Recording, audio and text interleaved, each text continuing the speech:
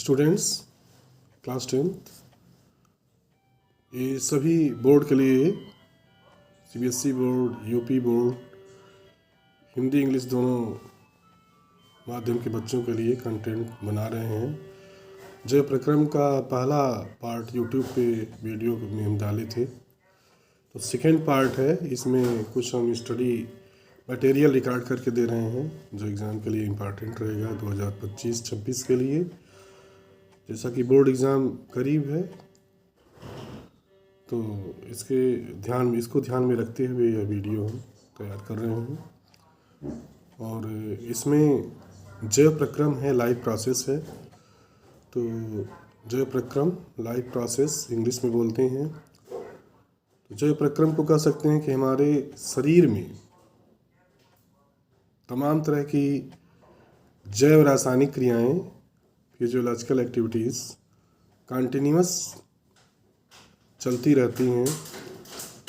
और इसमें जैसे पोषण है, श्वसन है और उत्सर्जन है, प्रजनन है, इस तरह से तमाम प्रकार की जैव रासायनिक क्रियाएं कंट्रोल एंड कोऑर्डिनेटेड रूप में चलती रहती है, जिससे हमारा जीवन चलता है। इसी को ही हम जैव प्रक्रम कह सकते हैं। और जैव प्रक्रम को लाइव प्रोसेस कहते हैं। थोड़ा सा लाइफ के बारे में हम बताना चाहते हैं। हमारे आसपास तमाम तरह की थिंग्स होते हैं जो सजीव भी होते हैं और निर्जीव भी होते हैं।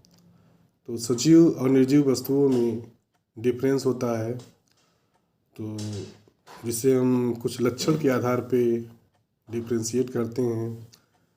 जीवधारियों में जितने भी होते हैं लाइफ होता है, तो लाइफ को हम कह सकते हैं कि जीवों में एक स्पेशल प्रकार की वाइटल एनर्जी होती है जो निर्जीवों से उन्हें अलग करती है।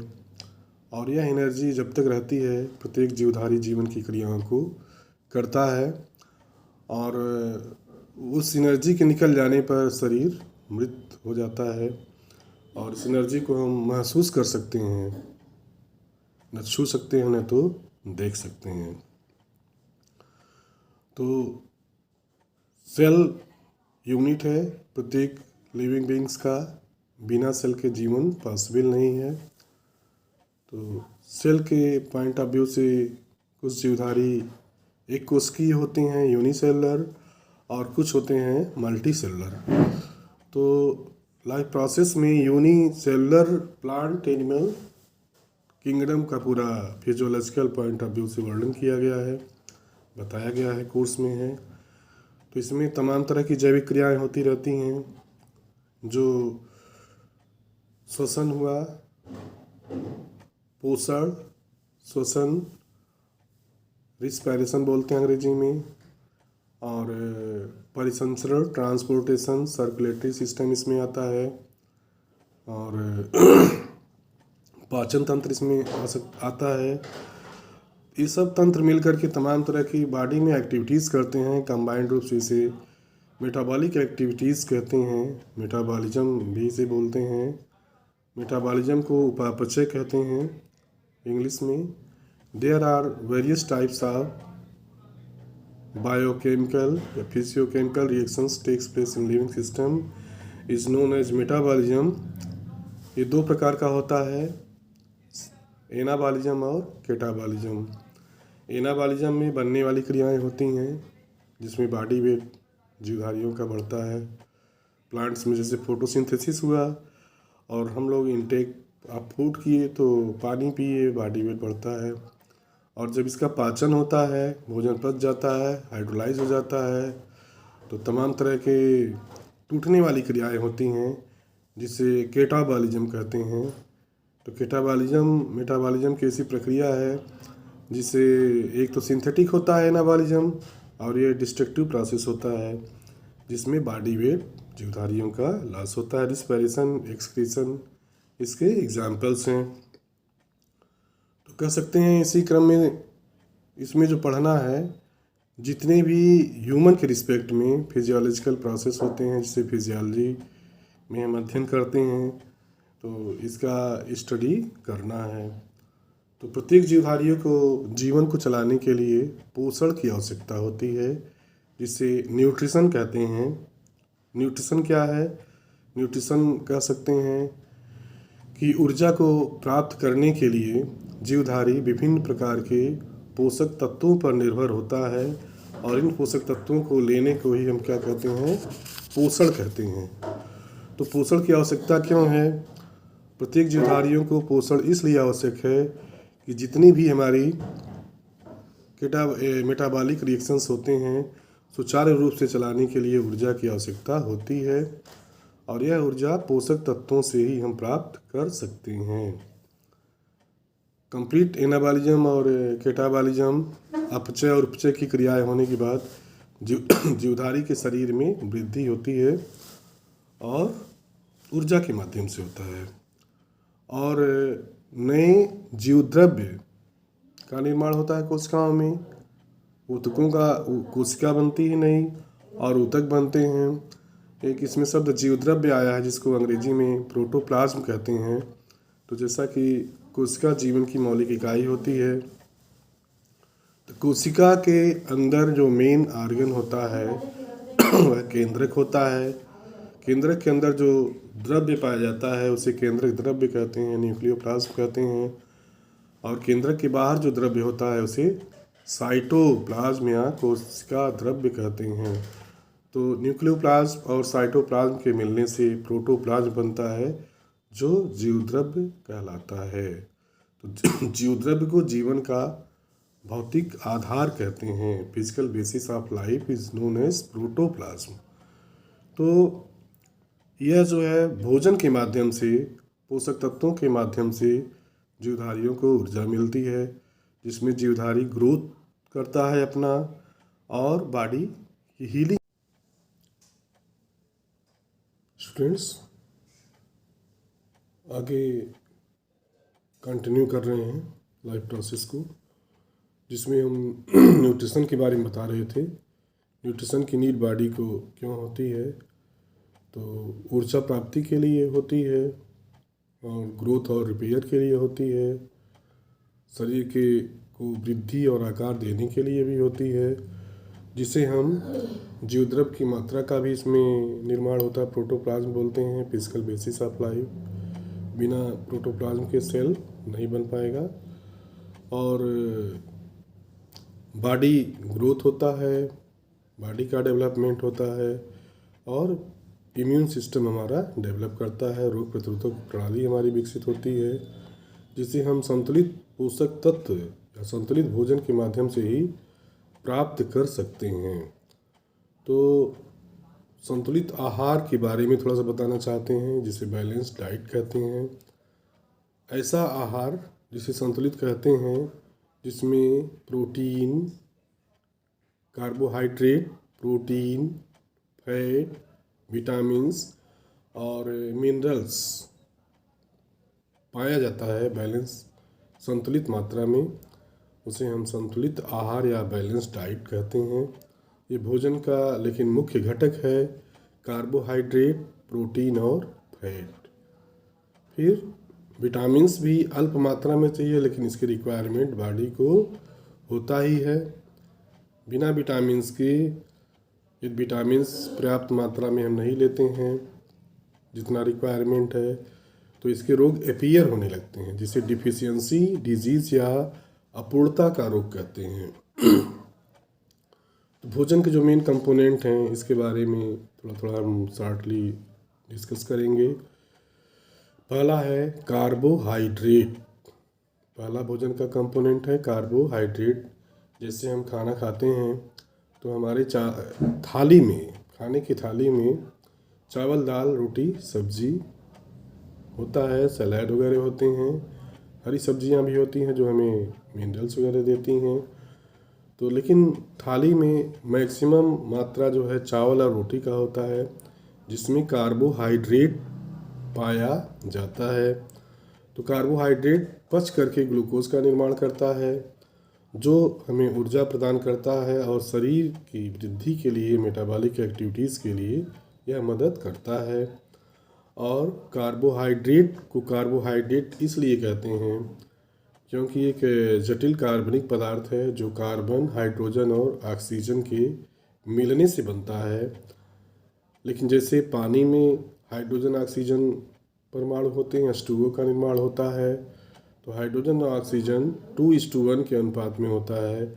उसी तरह से कार्बोहाइड्रेट में हाइड्रोजन और ऑक्सीजन का अनुपात जैसे पानी में होता है 2:1 और कार्बन के साथ मिल जाता है तो कार्बन का हाइड्रेट या कार्बोहाइड्रेट कहलाता है। इसका जनरल फार्मूला होता है CnH2nOn होता है, CnH2nOn होता है। और कार्बोहाइड्रेट को हम थोड़ा सा क्लासिफाई कर रहे हैं तो यह मोनोसेक्राइड होता है, ऑलिगोसेक्राइड होता है और पॉलीसेक्राइड होता है। तो मोनोसेक्राइड जो है C3 कार्बन से लेकर के C7 कार्बन तक होता है। तो मान लो कि C3 कार्बन है तो C3H6O3 CnH2nOn जनरल फार्मूला होता है। तो इसे ट्राइओस कहते हैं। C3 हाइड्रोजन का डबल होगा CH6 और ऑक्सीजन कार्बन के नंबर के बराबर होगा क्योंकि जनरल फार्मूला CnH2nOn है। उसी तरह से टेट्रोज है C4H8O4 टेट्रोज बोलते हैं। फिर पेंटोज आता है C5H10O5 जनरल फार्मूला के पॉइंट ऑफ व्यू से, CnH2nOn के पॉइंट ऑफ व्यू से। तो इसे पेंटोज शुगर कहते हैं जो कि जेनेटिक मटेरियल DNA और RNA में पाया जाता है।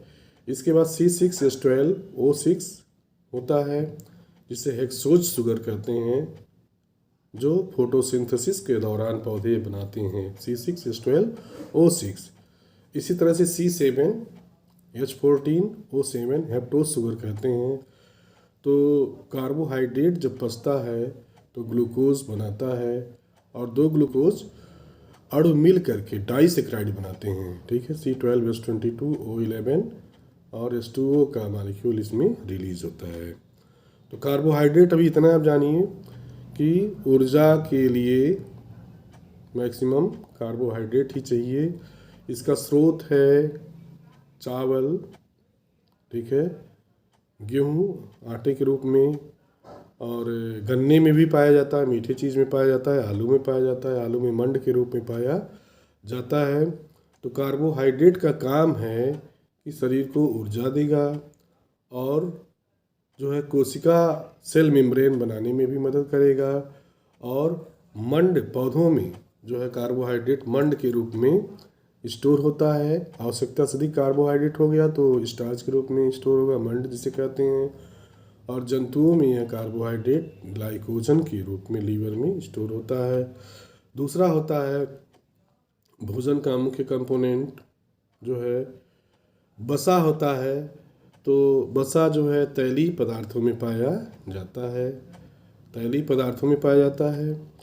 और जो है एनिमल फैट भी होता है और प्लांट फैट भी होता है।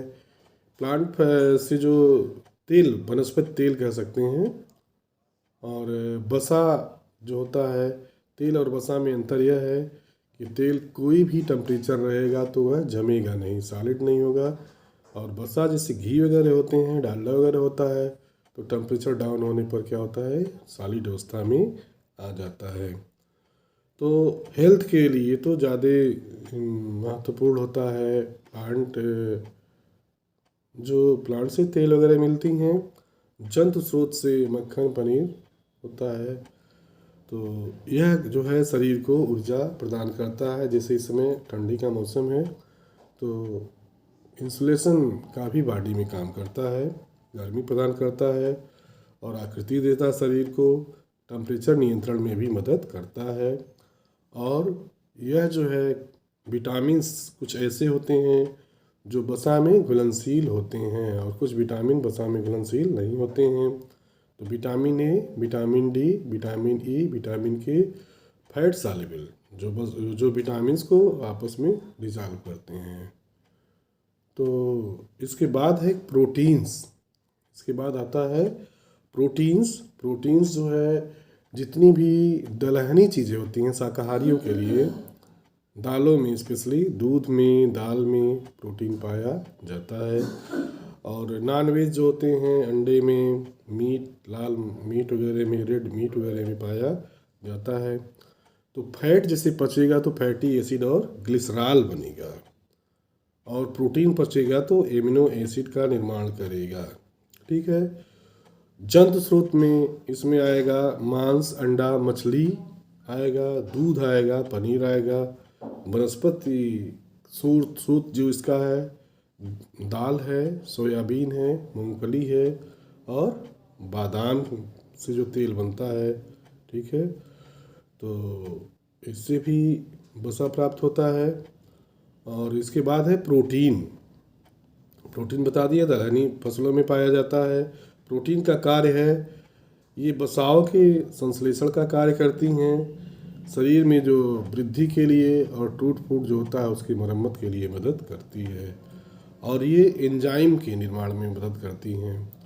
तो कहा जाता है कि प्रोटीन पचेगा तो एमिनो एसिड बनेगा, और प्रोटीन जो है एंजाइम होता है, लेकिन सभी एंजाइम प्रोटीन नहीं होती हैं। बीरल टैटम का कथन है, all enzymes are protein but all proteins are not enzyme.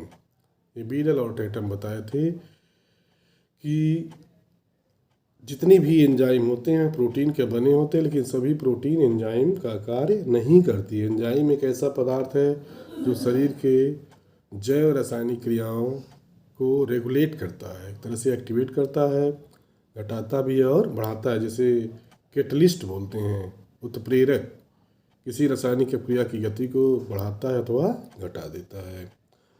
तो प्रोथाम्बिन और फाइब्रिनोजन भी ब्लड प्रोटीन है जो रक्त को थक्का जमने में मदद करती है, और प्रोटीन हमें एंटीबॉडीज़ के निर्माण में भी मदद करती है जो हमें रोगों से लड़ने की क्षमता प्रदान करती है। तो हम बता दिए कि भोजन का जो मुख्य पोषक तत्व है कार्बोहाइड्रेट है, प्रोटीन है और फैट है।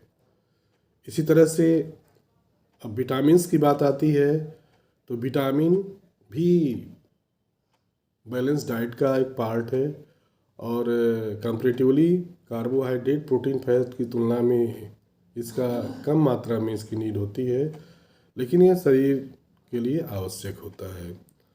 तो विटामिन एक जटिल पदार्थ है, विटामिन एक जटिल कार्बनिक पदार्थ है। ठीक है। विटामिन शब्द का प्रयोग फूंक ने किया था, और जो मेटाबॉलिज्म के लिए इसका भोज्य पदार्थ में बैलेंस डाइट में शामिल होना बहुत ही आवश्यक है, और यह हमारे शरीर को इम्यूनिटी या प्रतिरक्षा प्रदान करता है, और इसकी कमी से तमाम तरह के रोग होते हैं जिसे अपूर्णता का रोग या डिफिशियंसी डिजीज़ कहते हैं। इसे ग्रोथ फैक्टर भी कह सकते हैं। तो घुलनशीलता के आधार पे जैसा पहले बता चुके हैं, तो विटामिन्स के बारे में थोड़ा सा हम डिटेल डिस्कस करना चाह रहे हैं। तो विटामिन दो प्रकार के होते हैं, जल में घुलनशील विटामिन और वसा में घुलनशील vitamin. Water soluble vitamins and fat soluble vitamins. तो वाटर सॉल्युबल जो विटामिन है, विटामिन बी और विटामिन सी, विटामिन बी और विटामिन सी।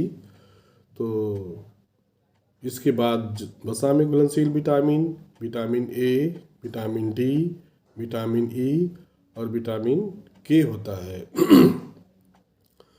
तो एक एक विटामिन्स के बारे में हम बता रहे हैं कि इसका केमिकल नेम, बायोकेमिकल नाम क्या है, और इसका स्रोत कहाँ से मतलब हम प्राप्त कर सकते हैं भोजन में, और इसका कार्य क्या है, और इसकी कमी से होने वाले कौन कौन से रोग हो सकते हैं। तो शॉर्टली हम डिस्कस करेंगे चूँकि समय कम है। तो विटामिन ए को रेटिनॉल कहते हैं, इसे कैरोटीन भी कहते हैं। कैरोटीन इसलिए कहते हैं कि विटामिन यह कैरोट में पाया जाता है मैक्सिमम। तो शाकाहारियों के लिए जो विटामिन होता है वह गाजर, हरी सब्जियां और मछली, हरी सब्जियां और दूध वगैरह है। जो मांसाहारी हैं, नॉनवेज हैं, अंडे में, मछली में, ठीक है, मछली का तेल में पाया जाता है, और मक्खन वगैरह में भी पाया जाता है, घी वगैरह में भी विटामिन ए पाया जाता है। मेनली गाजर को कैरोट भी कह सकते हैं, और नेत्र की बीमारी इसकी कमी से होती है। आँख की रोडाप्सिन के निर्माण में मदद करता है और आँख में रोडाप्सिन की एपिथेलियल टिश्यूज़ की वृद्धि करता है और इसकी कमी से रतौंधी होती है, जीरोथैल्मिया बोलते हैं। रतौंधी मतलब कि अब तो कम होता है, अब मेडिकल साइंस काफ़ी डेवलप किया है। पहले क्या होता था कि दिन में पूरा लोगों को दिखता था, जैसे सूर्य की रोशनी समाप्त होती थी दिखना बंद हो जाता था, तो विटामिन ए की कमी से। दूसरा है विटामिन डी, जिसे कैल्सीफेरॉल कहते हैं, कैल्सीफेरॉल कहते हैं। स्रोत इसका है सूरज का प्रकाश, मक्खन, दूध, मांस, मछली, तेल और किडनी वगैरह जो होते हैं वृक्क में पाया जाता है। तो विटामिन डी जो है हड्डियों और दांतों को स्वस्थ रखता है। इसमें कैल्शियम और फास्फोरस पाया जाता है। कैल्शियम और फास्फोरस पाया जाता है बॉडी में हमारे अंदर, जैसे दांत सफ़ेद है, हड्डियां सफ़ेद हैं, तो कैल्शियम के नाते है। तो 9th-10th में जो भी स्टूडेंट हैं, टीनेजर्स हैं, उनको अपने बैलेंस डाइट में विटामिन की पूर्ति के लिए दूध का सेवन करना अनिवार्य है। और विटामिन की कमी से रिकेट्स होता है, सूखा रोग बोलते हैं, ऑस्टियोमिलेसिया भी कह सकते हैं। ये सब वसा में घुलनशील विटामिन की हम चर्चा कर रहे हैं। इसके बाद आता है विटामिन ई, जिसे टोकोफेरॉल कहते हैं। क्या कहते हैं? टोकोफेरॉल। यह भी अंडे और गेहूँ, हरी पत्तियों में और मीट में पाया जाता है। दूध में तो सभी विटामिन पाया जाता है।